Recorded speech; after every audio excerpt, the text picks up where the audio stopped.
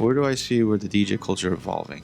And of course, technology, easier access for people who, who want to learn how to DJ but don't want to spend too much money on equipment and stuff. You got everything. Instead of bringing records, you got all your music off of laptops.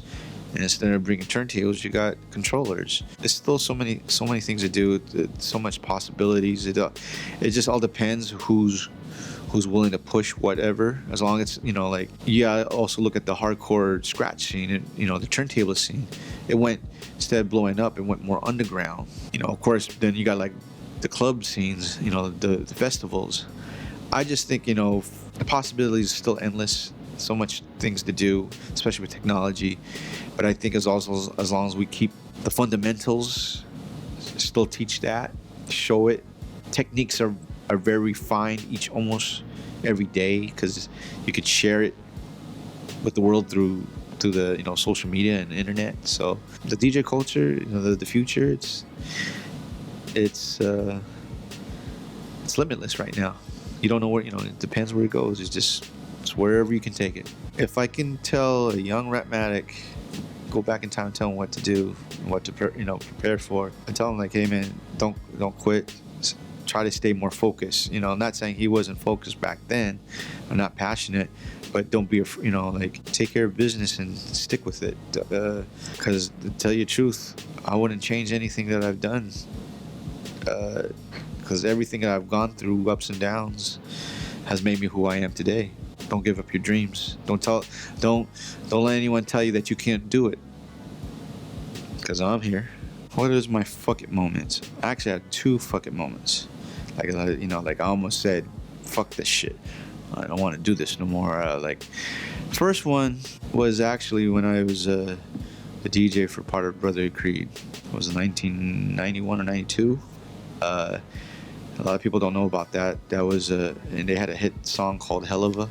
That was my first official entrance into the music business. I saw the glamorous side, but I didn't know all the behind the scenes. So a lot of politics to a point where you're just like, without saying too many things, it's just that things didn't work out, and I felt like that was my only chance of being in the music business.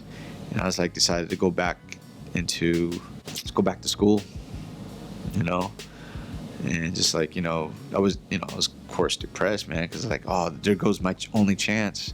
Opportunity came around where I was, the Beat Junkies was starting to form, and then eventually I met Kiku.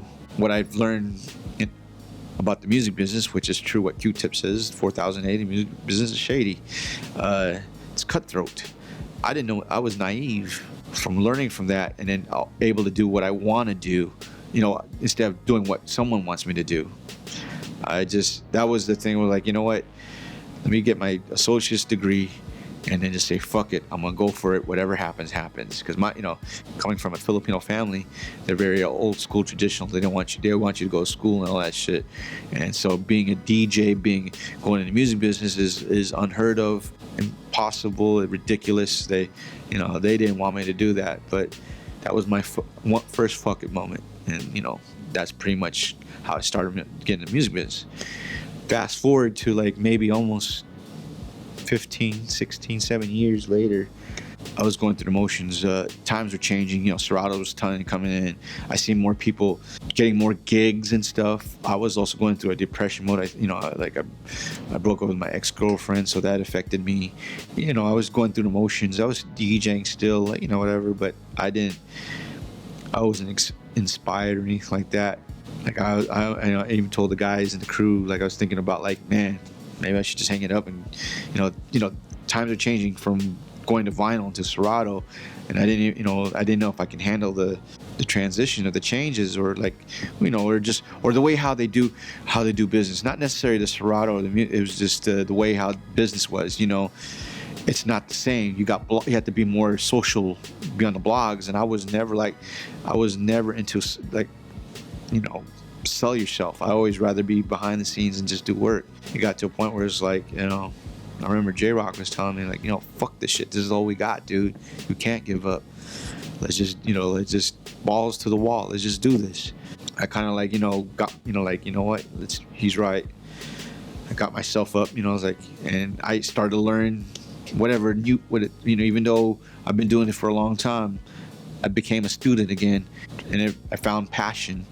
I was able, and I started hooking up also with younger cats, schooling me what I need to do, and learning how to apply it to my own thing. So it just kind of like, I was like, like around like, I would say about 2007 or 2007, I almost was gonna hang it up, just on some like, I don't know if I can handle, but thank goodness I stuck with it. When people say, who are your top three, I never hear people say Large Professor, but they don't realize how much he's influenced the game, and it's, it's kind of his personality too, because he's just a humble, chill cat, but he definitely should get more love than he gets. I'll throw in Ali Shaheed Muhammad from Tribe Called Quest. I mean, he's done so much dope stuff within Tribe, outside the Tribe, that people don't know. DJing's weird now. With all the technology, it just seems like the whole level raised, but then certain aspects of it dropped also. So, I think we're at a weird point in the circle where the playing field is really leveled. Like, it's not as hard to get a song anymore as it was back in the day. When we first came in the game, it was that era and time when DJs actually spent the music that they like. Now, they're spinning music for whatever reason. I really don't know firsthand because I'm not involved with that. But it's got to be some reason why there's not a lot of good music on the radio. What I want UBB to be remembered as that we were most definitely instrumental for keeping hip hop, because I think that the backbone that hip hop was losing in the drum machine era of hip hop, we were able to facilitate when the sampling craze came in.